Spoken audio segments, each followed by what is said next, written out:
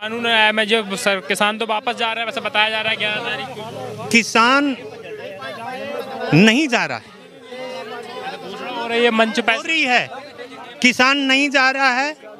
किसान एमएसपी का कानूनी गारंटी बिल लेके जाएगा। जो जा रहे हैं वो कौन है? वो आ जाएंगे, कोई बहकावे में है वो आ जाएंगे, क्योंकि समझ आ जाएगी कि मोदी जी ने वादा किया था कि किसान की आय दुगनी कर दूंगा। उस धोखेदार मोदी के मैनेज होकर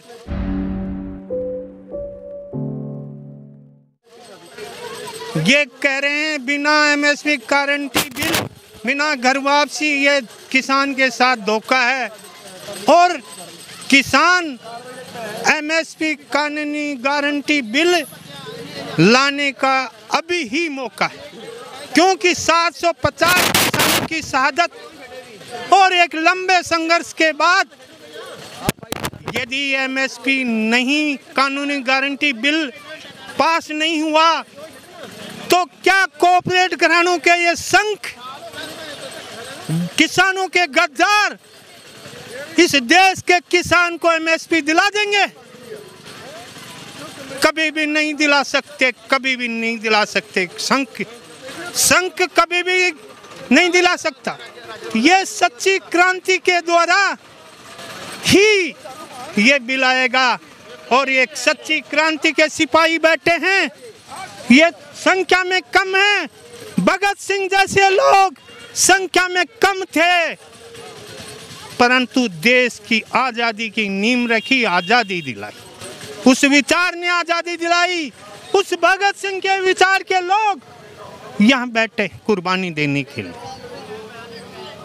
ये नुमाइंदे जो भी संयुक्त किसान मोर्चा था, उसमें जो सदस्य थे वो आप जो 5 सदस्यों की कमेटी बनी, उन्हीं के नुमाइंदे थे, आप लोगों के नुमाइंदे ही थे उसमें। वो मैं बता देना चाहता हूँ कि भगत सिंह के दादा सुरजनबान सिंह थे, वो मैनेज हो गए थे अंग्रेजों के।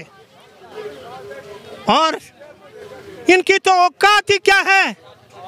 जब सुरजन सिंह भगत सिंह के दादा के भाई मैनेज हो सकते हैं, तो ये मैनेज क्यों नहीं हो सकते?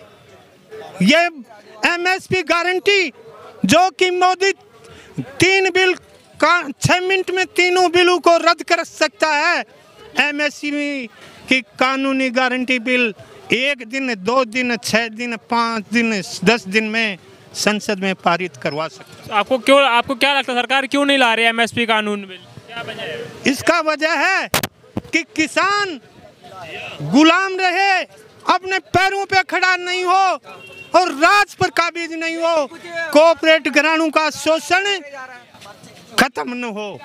ये पूरे देश का नहीं, विश्व के ये जो अंग्रेज लुटेरे हैं उनका एक ये प्रोग्राम है। तो ये साथी कब तक भूख हड़ताल पर रहेंगे? बताया जा रहा है कि पिछले 4 दिनों से भूख हड़ताल। अब ये तो मेरे भाई बैठे हैं, उनसे पूछिए। मैं तो कल से बैठूंगा और जो आमरण रहेगा, जब तक ये बिल वापसी नहीं होंगे तब तक हम बैठे नहीं। बिल वापसी नहीं, ये एमएसपी कानूनी गारंटी बिल पास नहीं होगा संसद में, तब तक बैठे रहेंगे। आप कहाँ से हैं? हम राजस्थान से हैं।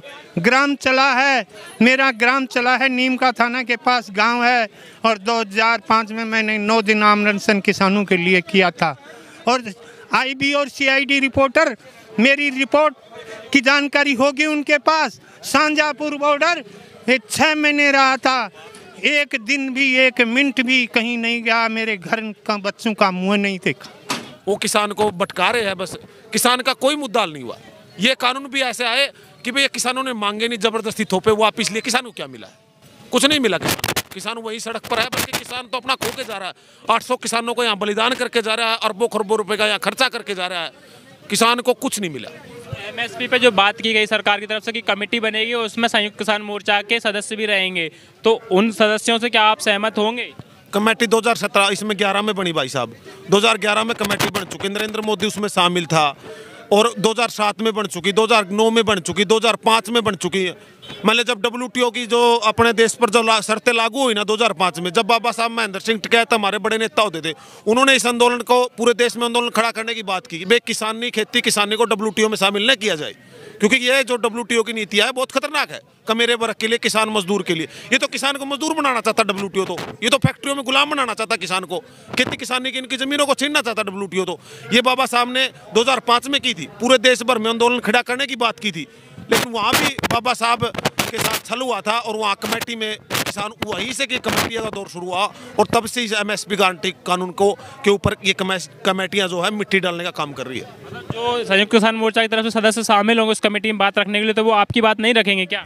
देखिए कमेटी की बात ही नहीं है, संसद चल रही है, सरकार की नीयत और नीति में खोट ना होना। संसद में MSP का गारंटी कानून बनाए और फिर कमेटी बनाए, कमेटी बाद में बनाए, बल्कि पहले कानून बनाए। जिस तरह ये काले कानून बना दिए, एक किसानों के हक में आप कानून नहीं बना सकते संसद में, किसानों का गारंटी कानून बनाए और उसके बाद में भाई किसानों को किस तरह MSP दी जाए, किस स्टेट में दी जाए, किस तरह उन पर कमेटी हो, और जब किसानों के साथ वहाँ कोई भी गलत हो रहा है, उसकी फसल MSP पर नहीं बिक रही तो कार्रवाई हो।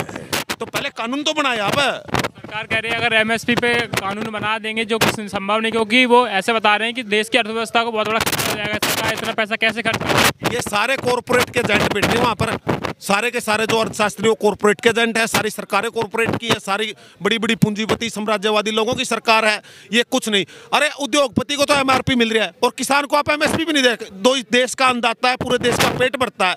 कौन सा अर्थशास्त्री है? मेरे सामने आप बाइट कराओ, आप अपने इस पर कमिटमेंट मांग लेना, कौन सा अर्थशास्त्री है, और उससे सवाल करेंगे कैसे। बिल्कुल आसानी से बना जा सकता है, बिल्कुल आसानी से बनाया जा सकता है MSP गारंटी कानून, कोई बड़ी बात नहीं है। 2,00,000 करोड़ रुपए का बजट बढ़ने वाला सरकार, बस कुछ नहीं बढ़ने वाला।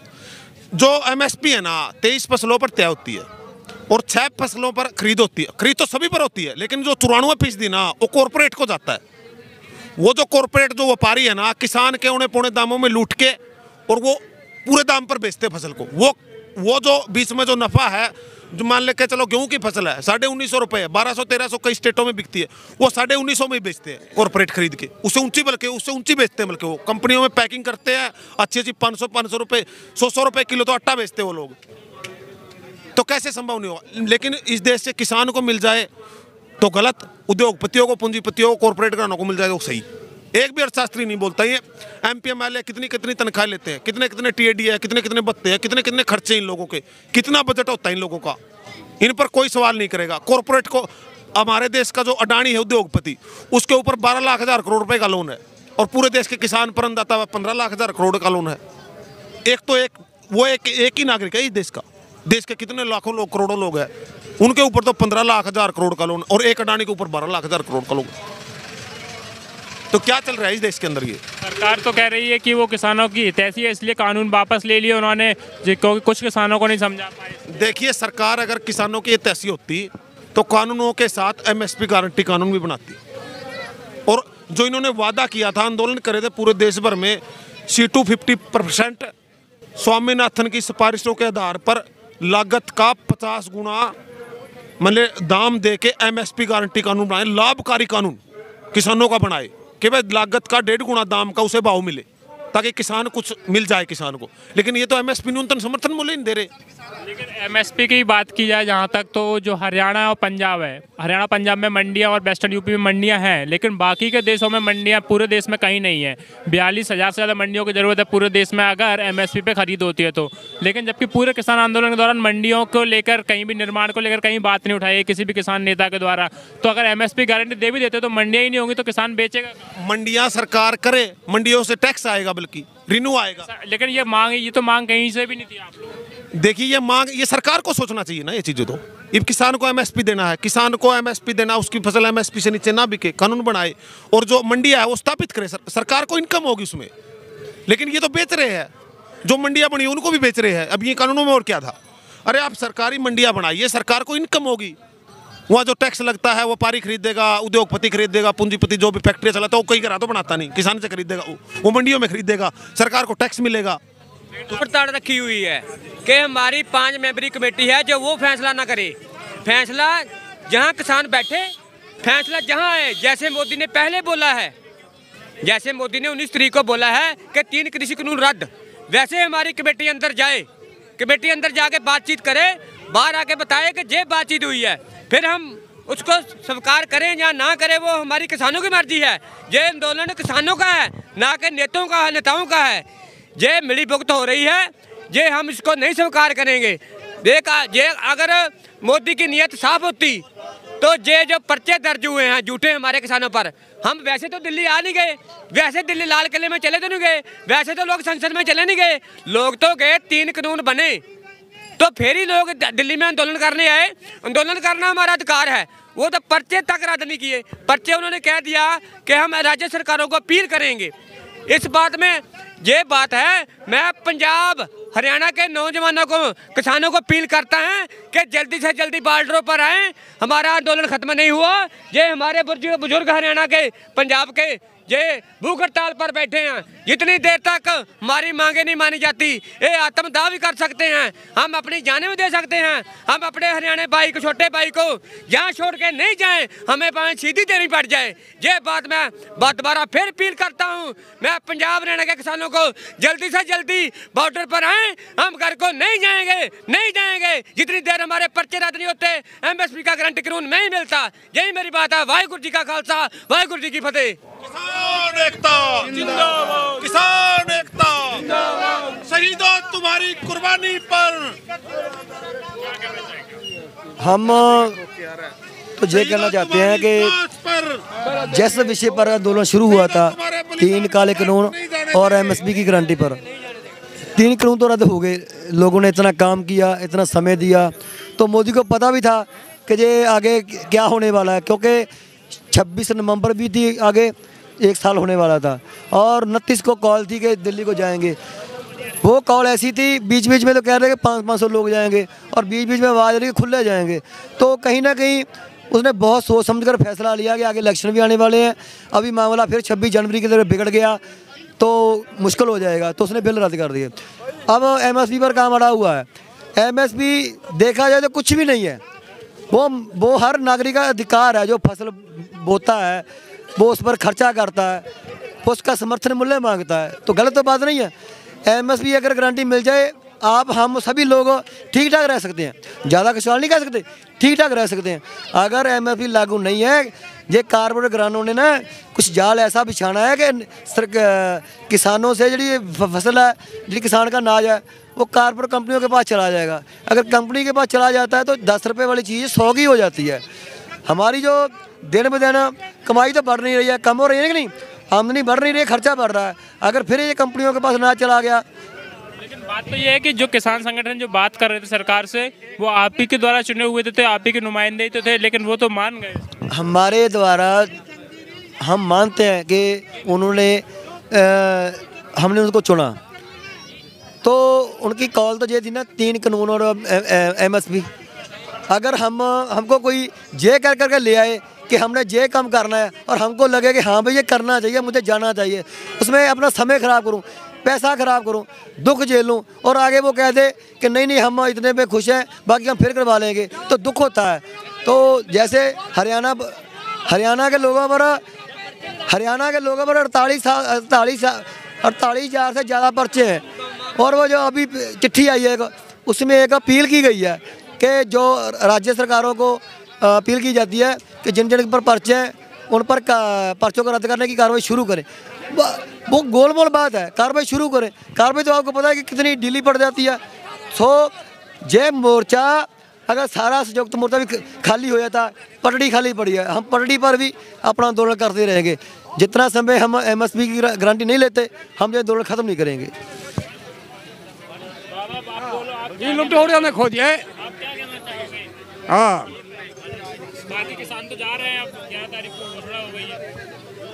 जो वो किसान जाएंगे जो इनके पिट्ठू हैं, ये इस किसान मोर्चे के पिट्ठू हैं, वो जाएंगे। ये किसान जो है इन्होंने बेच दिए, इन्हें किसान बेच दिए इन नेताओं ने। हाँ, कौन नेता? इन नेता ये जो 5 नेता है, शिव कुमार और ये शिव कुमार जो है ये युद्धवीर और जो है राज्यपाल, ये आप कब जाएंगे यहाँ से? हैं, हम नहीं जाएंगे। हम तो यहाँ जो है ना ख़त्म हो जाएंगे। इतने एमएसडी कानून हमें नहीं मिलेगा। इतने हमारे भाइयों का जो है ये बलिदान दिया है उनका पुनर्वास नहीं होगा। इतने जो है हरियाणा में 48,000 केस हैं, लाखों केस है पूरे देश में, वो इनके सब को केस रद्द नहीं होंगे। इतना हम यहाँ से नहीं जाएंगे बिल्कुल। खबरों में बने रहने के लिए फोरम 4 को सब्सक्राइब करें और नोटिफिकेशन पाने के लिए बेल आइकन दबाएं।